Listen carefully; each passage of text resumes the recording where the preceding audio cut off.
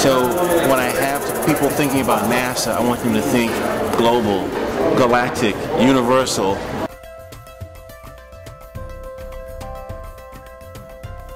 Hi there, I'm Audrey Adams. Welcome to the show. NASA's 30-year Space Shuttle Program came to a wheels stop today at the conclusion of its 135th mission when Atlantis landed on Runway 15 at Kennedy Space Center's shuttle landing facility at 5:57 a.m. Eastern.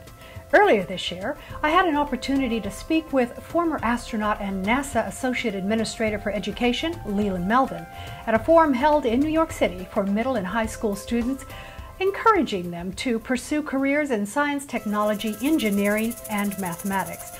We spoke about NASA's commitment to providing learning opportunities and building partnerships with and supporting the education community.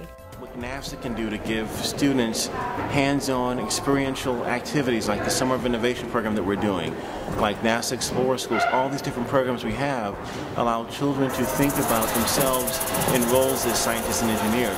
But once they have an opportunity to do something with their hands, it really does help them, kind of solidify it in their head as to how they can build or grow, or, we're talking about outbuild, out-innovate, and out-educate. That's something we have to do as a nation. And so NASA and other organizations have to give our students these opportunities. In addition to learning opportunities and partnerships, your office also shares the excitement of space exploration with countless numbers of young people each year. Who in your life inspired you to pursue your path? What inspired me were my parents. Both of my parents were middle school teachers, and I think about the impact that my parents had on the community. When people seek me out to this day and tell me, if it wasn't for your dad, if it wasn't for your mother, I would have either been on drugs, in jail, or who knows where. So I think about the impact that a teacher has on the lives of students. But when I think about growing up in a small town in Virginia, how a person like me could become an astronaut, not fly in space one time, but 2 times, it shows you that anyone, any kid, anywhere, given the right tools, given the right inspiration, the motivation, the mentorship, can do or be anything they put their mind to.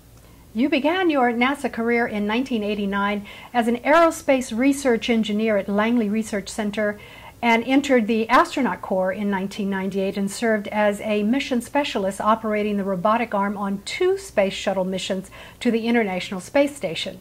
Those were also historic missions.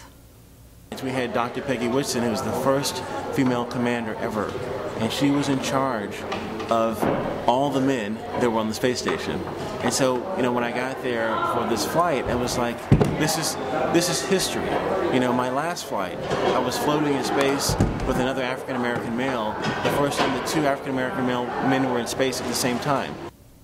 And you've logged over 565 hours in space. That's a lot of time. I bet you had plenty of opportunity to look back at the Earth from the space shuttle. What do you want people to know most about that experience? And I think if more people could have the opportunity to see space from this vantage point, I think the wars would instantly end, because the planet is so beautiful, but it's a fragile oasis.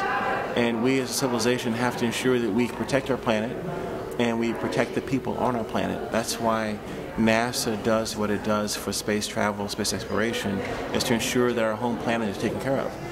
And the future?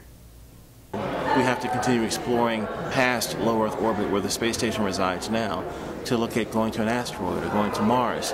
Our president said in the State of the Union address that this was our Sputnik moment. It's time for NASA, it's time for the nation to rally, to out-educate, to out-innovate, and to out-build.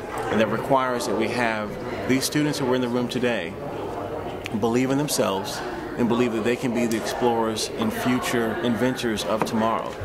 Instead of just being a user of the technology, be a creator of the technology, and then you will set your mark. To ensure our leadership in human spaceflight, it's going to take a commitment from each one of us to support our teachers and the young people in our communities by nurturing their sense of adventure and inspiring them to live their dreams and discover new frontiers. NASA's doing their part. Now it's our turn. Think about it.